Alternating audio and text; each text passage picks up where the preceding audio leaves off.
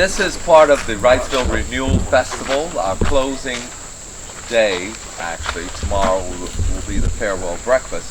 But as an initiative, we felt the Wrightsville Renewal Festival and the Clinton Foundation that we need to step up our game in helping the U.S. Park Services preserve and renovate Green Pastures, Longdale Park. It is a historic park, and I'm going to shut up now and let the person who knows about the park, Liz Higgins, speak. After which, if everyone is in agreement, I think it would really be interesting to take a little tour, to walk up to the pavilion area and look at what's there. Those buildings, well, I don't go into that, but to look at what's there and see the care that it needs. I mean, there's nothing like seeing it firsthand.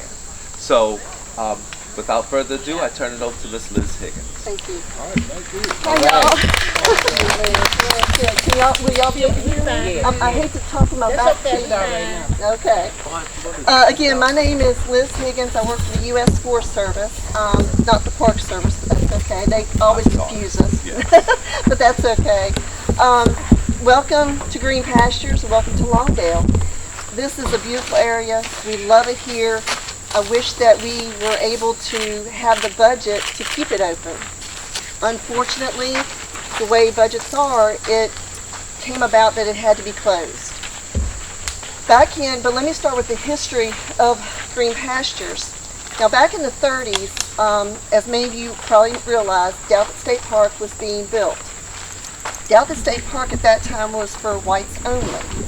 Well, the NAACP in Clifton Forge, which I understand is no longer in existence, had wrote a letter to the federal government requesting that a recreational area be built for their community.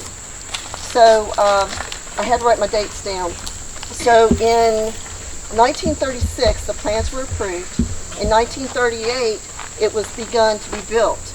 During that time, we had a program called the CCC, which is Civilian Conservation Corps. Those young men were coming from homes that were very poor.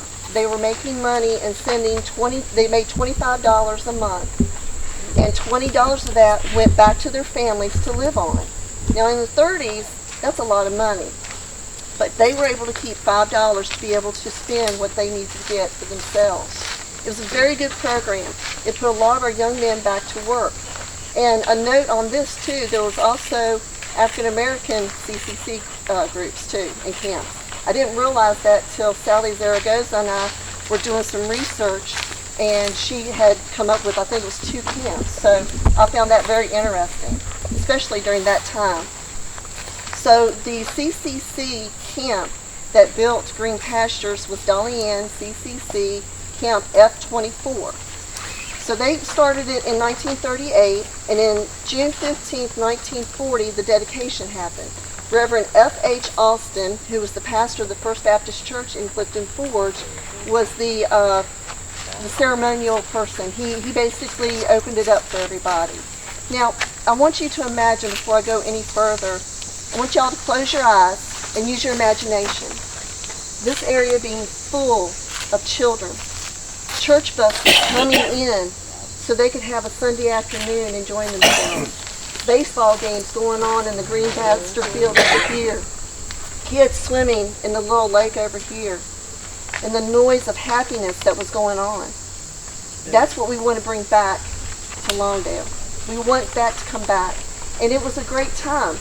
People would come from miles, from Lexington, Stanton, Buena Vista, as far as Harrisonburg from Washington, D.C., to come and enjoy Green Pastures, because this was their area for them.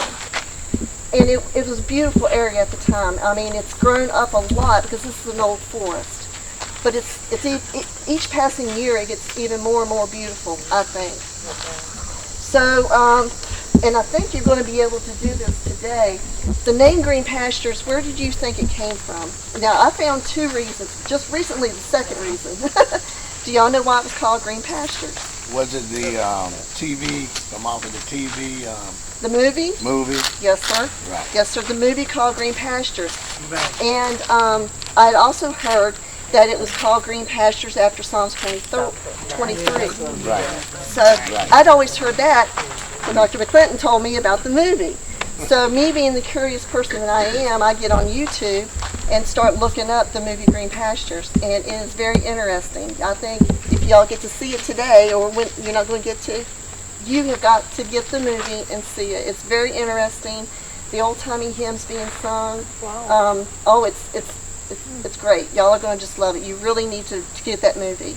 But that's how it got its name, and it's appropriate because look how green it is here. It's beautiful here. And that's why we want to try to save it. This was one of the few in the United States that were for the African American community. There was only 2 other recreation areas on the East Coast. Sorry, I do not know their names because they no longer exist, and I couldn't find those names. I just knew it was 2 other ones. Now, World War II happened, bombing of Pearl Harbor.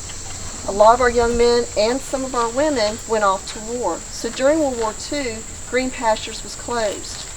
During that time, they decided to do some improvements. They cut down a few more trees to make it more open. They had drained the lake to make sure that the lake was clean for everybody when they came back. It was just a wonderful time for them to do more improvement. Interesting fact too, and you'll probably know this fact too, the dam was the first thing that was built, and they carried everything in by hand.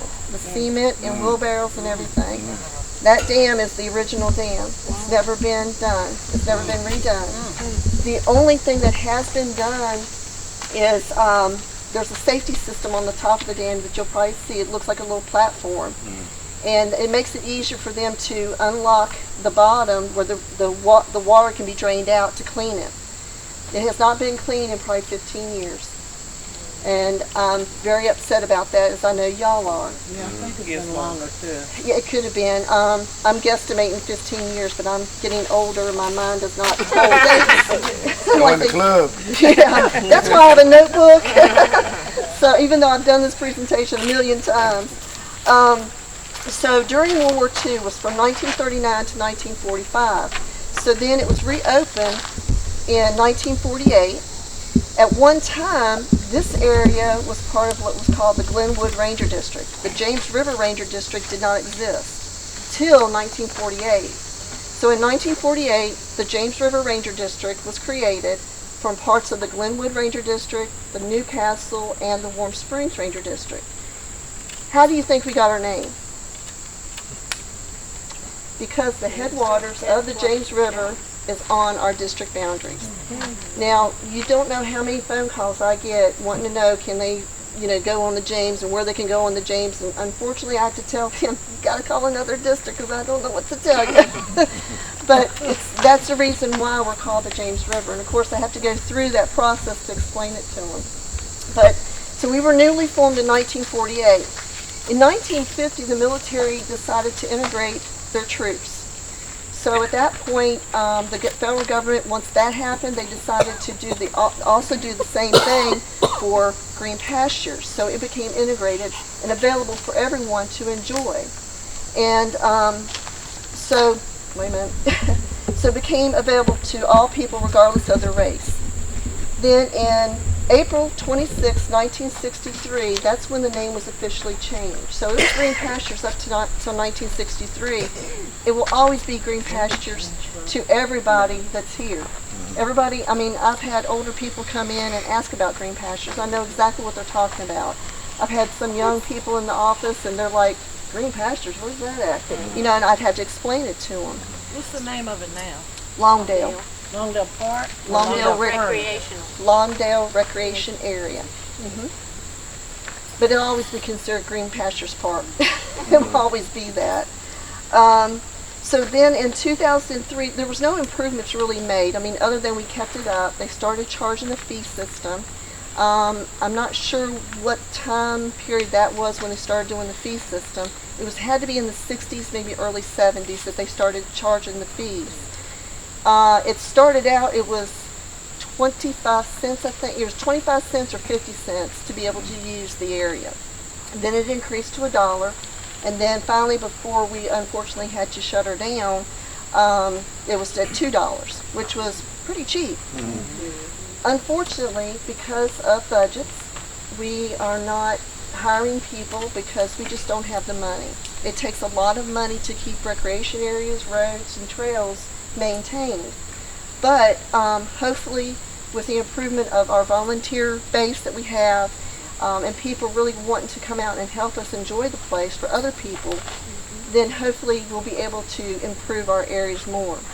Now, for road maintenance, before anybody asks, that's another sore subject. We just don't have the money to do roads anymore, and so we do what we can with the budget that we have been given. So in 2003, they put in the vault toilets.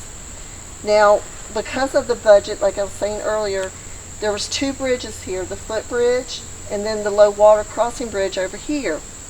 Well, the low water crossing bridge is becoming very dangerous.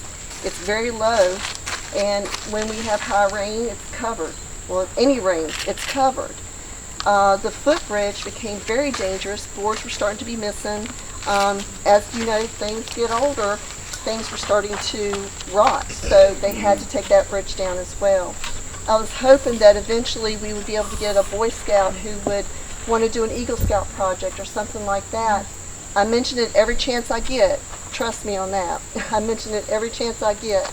And unfortunately, no one has been able to get that as a project because it's going to be expensive to do. It's going to be very expensive to do.